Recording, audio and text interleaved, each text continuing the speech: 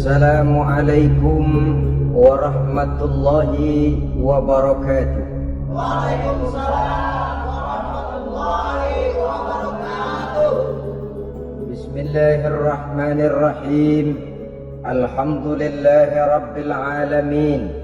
Wassalatu wassalamu ala asyrafil mursalin, imamil muttaqin, sayyidil ghurril muhajjalin, wa ala alihi wa ashabihil mujahidin at-tahirin, amma ba'du. Saudara-saudara kaum muslimin rahimakumullah. Satu hari ketika seorang ulama besar bernama Al-Imam Al-Faqih Abu Lais tengah berjalan-jalan di dekat kota Basrah, berkelumpulah sekelompok orang di dekat beliau. Mereka datang mengajukan satu pertanyaan. Imam, kami ingin bertanya. Di dalam Al-Quran itu Allah Subhanahu wa ta'ala menjelaskan, Ud'uni astajib lakum. Berdoalah kepadaku, aku akan jawab doamu. Mintalah kepadaku, aku kabulkan permintaanmu. Itu dan begitu janji Allah di dalam Al-Quran. Kami, kata orang-orang tadi, sudah lama berdoa kepada Allah. Tapi kenapa sampai sekarang doa kami ini belum dikabulkan? Katanya, Ud'uni astajib lakum. Kalau kamu berdoa, aku jawab, aku penuhi, aku kabulkan doamu. Itu janji Allah. Kami sudah lama berdoa pagi, sore, siang, malam. Nyatanya sampai sekarang doa kami belum dikabulkan. Ini bagaimana? Apa ayat Quran salah? Apa Tuhan lagi lempengan gak denger?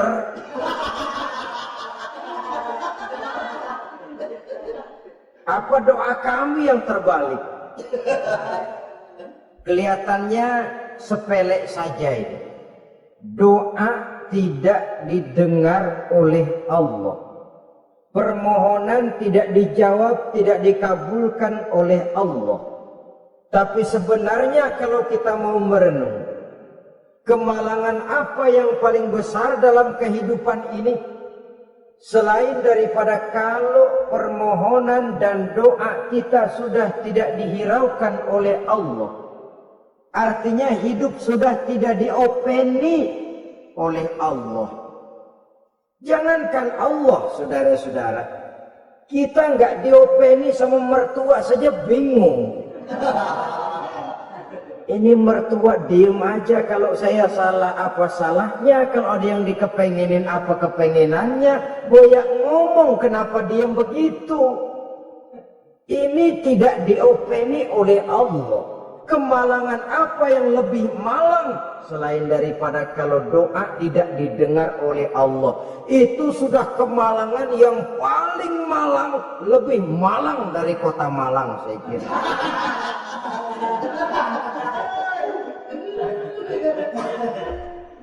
Menghadapi pertanyaan ini, Imam Al-Faqih Abu Lais senyum. Lalu beliau berkata, tuan-tuan, tahu kenapa doa tuan-tuan tidak dijawab? Permohonan tidak dikabulkan? Allah sudah tidak memperdulikan tuan-tuan ini? Kami tidak tahu, Imam, maka kami bertanya. Begini, hati tuan-tuan itu mati. Dari hati yang mati, channel tidak nyambung kepada Allah. Dari channel yang putus tidak ada getaran strom, bagaimana akan timbul gejala? Hatimu mati, jadi pantas kalau doa tidak dikabulkan, permohonan tidak dipenuhi, doa tidak terjawab, hatimu mati. Saudara-saudara kaum muslimin, dari hati yang mati ini, getaran tidak akan sampai ke hadratullah azza wa jalla.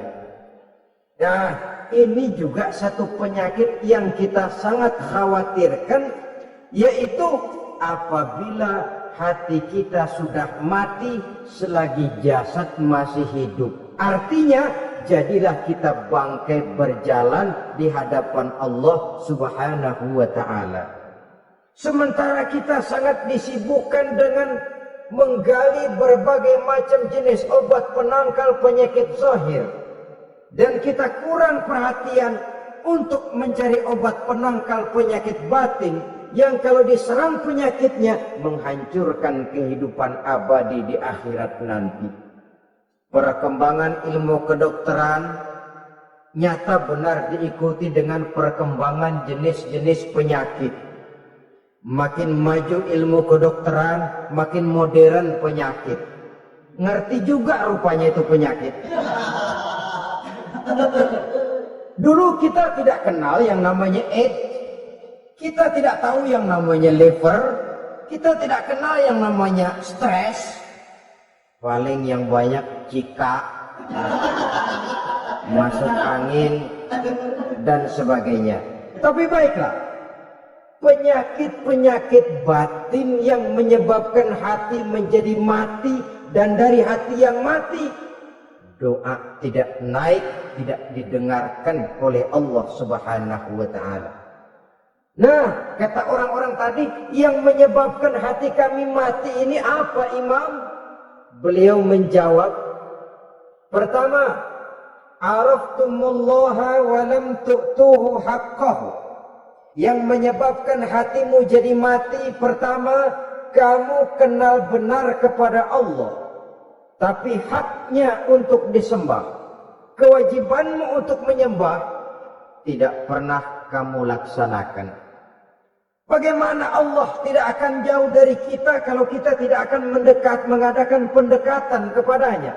Dan pendekatan kepada Allah hanya bisa kita tempuh melalui jalur kegiatan ritual ibadah. Allah akan terlalu jauh apabila kita hanya membicarakannya lewat filsafat dan renungan yang mendalam. Tapi Allah akan dekat dan terasa hadir dalam hidup apabila kita dekati ia dengan pelaksanaan ibadah kepadanya. Kamu kenal Allah, tapi hakmu untuk menyembah, kewajibanmu untuk menyembah, haknya untuk disembah, tidak pernah kamu laksanakan. Kalau soal Allah kita kenal bukan main. Bahkan tidak hanya kita mengajarkan kenal juga kepada anak-anak kita. Kalau ditanya siapa pencipta matahari, bulan dan bintang? Allah. Siapa pencipta lautan, gunung, hutan belantara dan sungai-sungai? Allah. Siapa pencipta bumi, matahari dan sebagainya? Allah. Semaya apa enggak? Bagaimana nanti?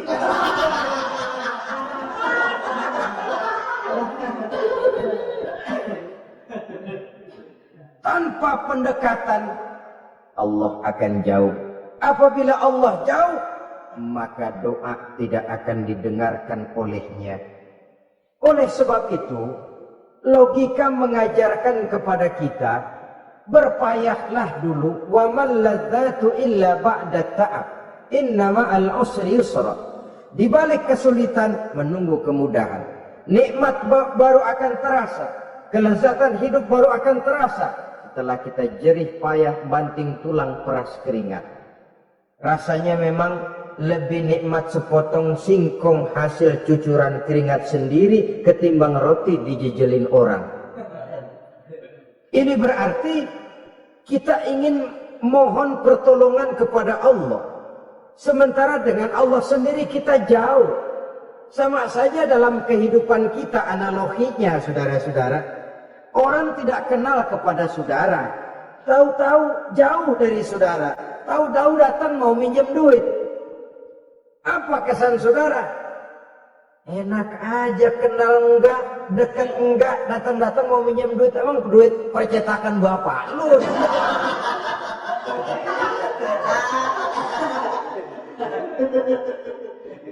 Sedangkan yang kita kenal, sedangkan yang kita bertemu tiap hari, sedangkan yang sering datang ke tempat kita, kalau satu saat dia pinjam duit, toh kita kadang-kadang masih mikir, apalagi datang nggak pernah,